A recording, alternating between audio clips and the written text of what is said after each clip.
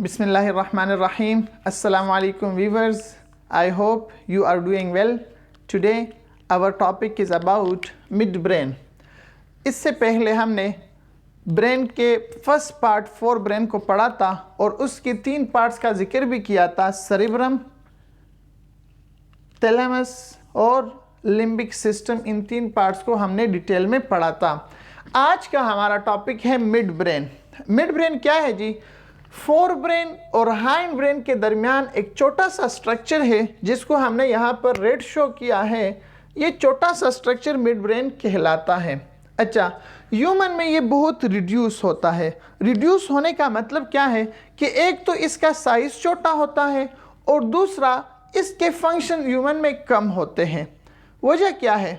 वजह यह है कि सेरेब्रम ह्यूमन में बहुत ज़्यादा डेवलप है, तो डेवलप सेरेब्रम की वजह से ज़्यादातर फंक्शन हमारे पास सेरेब्रम करता है, जबकि फिशेस और एम्फीबियंस में ये मिड ब्रेन बहुत डेवलप होता है और ज़्यादातर फंक्शन ये मिड ब्रेन ही करता है।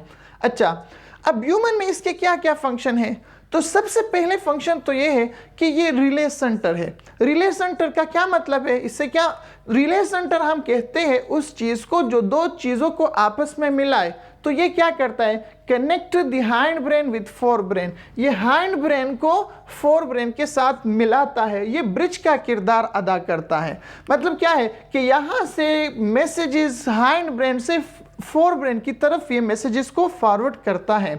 दूसरा ये जो किरदार अदा करता है, फंक्शन करता है, वो है reflex movement of I and hearing.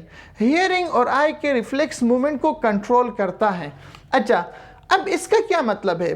मतलब ये है कि फॉर एग्जांपल अगर कोई आपके कॉर्निया को टच करे, आप अपनी उंगली से इस कॉर्निया को टच करें तो अचानक आपकी आंख बंद हो जाती है, आपके आईलिड कंट्रैक्ट हो जाते हैं, बंद हो जाते हैं।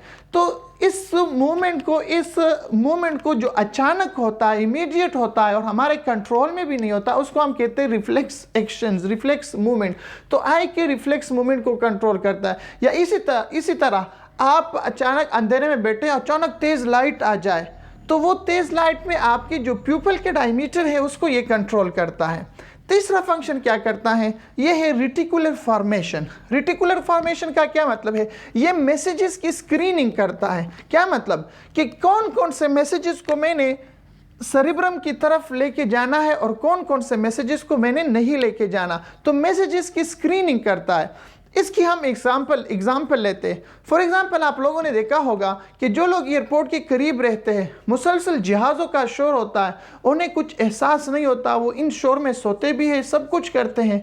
जबकि हम लोग जो एयरपोर्ट से दूर रहते हैं, वो जब वहाँ पर चले जाए तो जहाज़ों के शोर से वो बहुत तंग होते हैं। वजह क्या है? वजह ये है कि जो शोर वहाँ पर रहते हुए जो लोग मुसलसल सुनते हैं, तो उनके इस मिड ब्रेन समझ चुका है कि ये जो मैसेजेस है, ये जो शोर है, मैंने इसको सेरेब्रम की तरफ फॉरवर्ड नहीं करना। क्यों? क्योंकि ये इतनी अहम नहीं है, ये इनके लिए अहम रूटीन की बात है। तो ये जो मैसेजेस है ये इसकी स्क्रीनिंग करता है कि कौन कौन से मैसेजेस को मैंने सेरेब्रम की तरफ फॉरवर्ड करना है, कौन कौन से मैसेजेस को सेरेब्रम की तरफ फॉरवर्ड नहीं करना। तो ये फिर सिचुएशन के मुताबिक फैसला करती है और एक्शन लेती है कि कौन कौन से मैसेजेस को ये फॉरवर्ड करे। अच्छा, तीसरा है हमारे पास ब्रेन का जो तीसरा पार्ट है वो हाइंड ब्रेन कहलाता है। हाइंड ब्रेन क्या है जी? ये हमारे ब्रेन का सबसे लोअर वाला पोर्शन है, लोअर पोर्शन है, क्योंकि सबसे ऊपर फोर ब्रेन था, फिर मिड ब्रेन था और अब हमारे पास जो तीसरा पार्ट है वो है हाइंड ब्रेन। हाइंड ब्रेन का लोअर पोर्शन है। अच्छा, इसके भी हमारे साथ थ्री पार्ट्स है। एक को हम कहते हैं पोन्स, दूसरे को हम बोलते हैं सेरिबिलम और तीसरे को हम बोलते हैं मेड्यूला ओब्लांगेटा। इन तीनों को हम डिटेल में पढ़ते हैं। तो फर्स्ट पार्ट है सेरिबिलम। सेरिबिलम क्या है जी? ये सेकेंड लार्जेस्ट पार्ट है हाइंड ब्रेन का, सेकेंड लार्जेस्ट पार्ट है ब्रेन का, क्योंकि जो फर्स्ट लार्जेस्ट पार्ट था वो हमारे पास सेरिब्रम था और सेकेंड लार्जेस्ट पार्ट हमारे पास सेरिबिलम है। अब सेरिबिलम क्या है, किधर प्रेजेंट है? तो it is present on the back side of the head. यहाँ पर होता है, हेड के बैक साइड पर होता है। अच्छा, हेड के तो बैक साइड पर है लेकिन सेरिब्रम के नीचे है। सेरिबिलम सेरिब्रम के नीचे है, तो हमने पॉइंट लिखा है present at the back of head below the cerebrum, यानी यहाँ पर हेड के तो पीछे प्रेजेंट है लेकिन सेरिब्रम के नीचे है। अच्छा जी, ये फंक्शंस क्या करते हैं? तो इसका तो जो सबसे पहले फंक्शन है वो तो ये है कि इट कंट्रोल बॉडी बैलेंस, ये बॉडी बैलेंस को कंट्रोल रखता है। हम जो इसी तरह खड़े होके चलते हैं तो ये जो बैलेंस हमारा बरकरार है ये सेरिबेलम रखता है, इसी बैलेंस को बरकरार। अच्छा, और क्या करता है? Guide smooth and accurate motion, हम इसकी वजह से जो हमारी मोशन है वो स्मूथ होती है, एक्यूरेट होती है, हम सही तरह से चल सकते हैं। अगर खुदा ना खास्ता ये खराब हो जाए या काम करना छोड़ दे तो हमारी जो मूवमेंट होती है ये अगर डिस्ट्रॉय हो जाए, हमारी जो मूवमेंट होती है वो जड़की होती है, शेकी होती है और डिस्टर्ब होता है। हमारी जो मूवमेंट है वो स्मूथ नहीं होती, डिस्टर्ब, ऐसा लगता है जैसे हम गिरने वाले हो।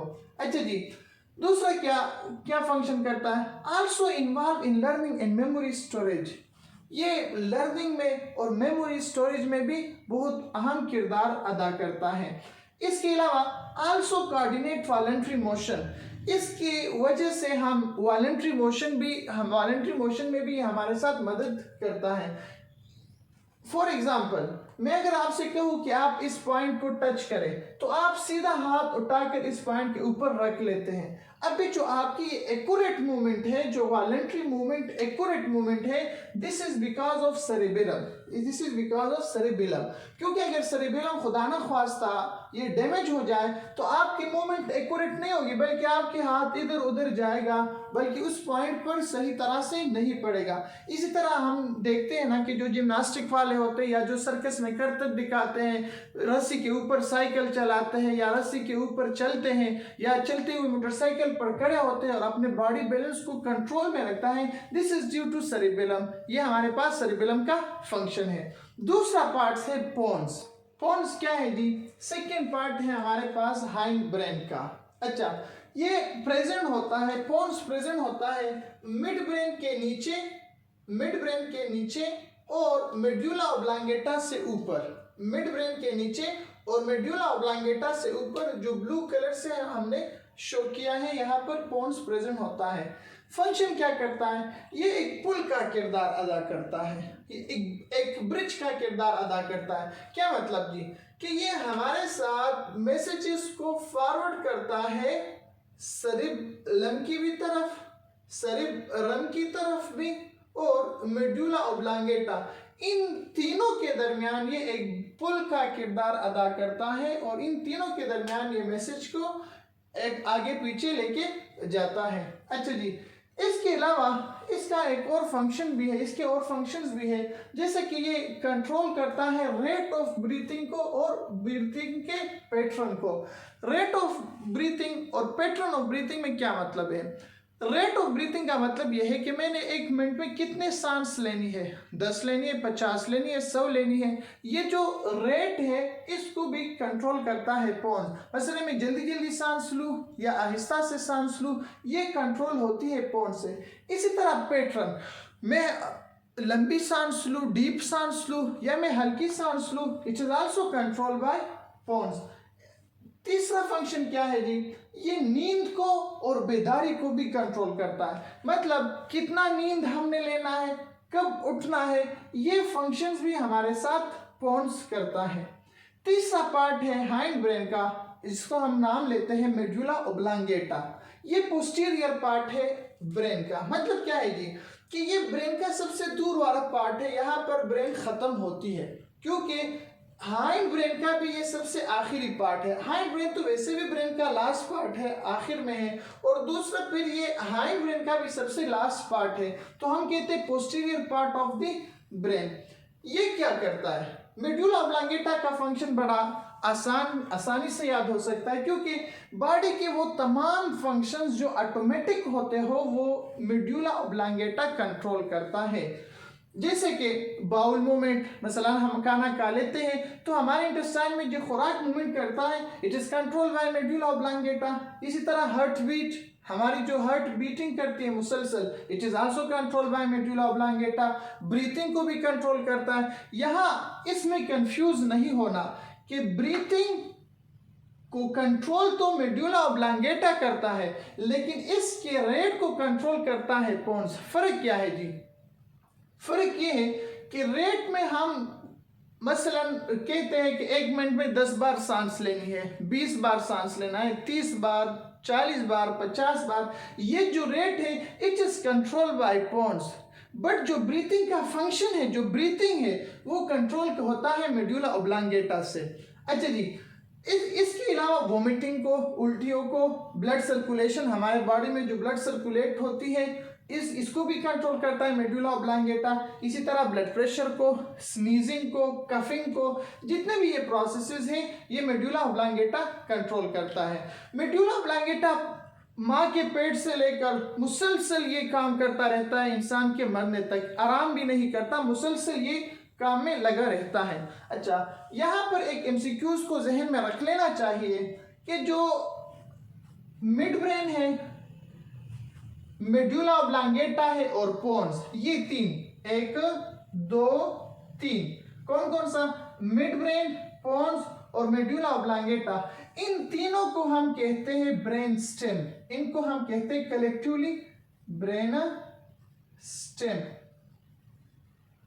तो ये कलेक्टिवली हम इसको ब्रेन स्टेम कहते हैं। अक्सर ये एमसीक्यूज आ जाता है, इसको समझ लेना चाहिए कि midbrain, pons and medulla oblongata are collectively called brain stem. उम्मीद है आप लोग को लेक्चर पसंद आया होगा।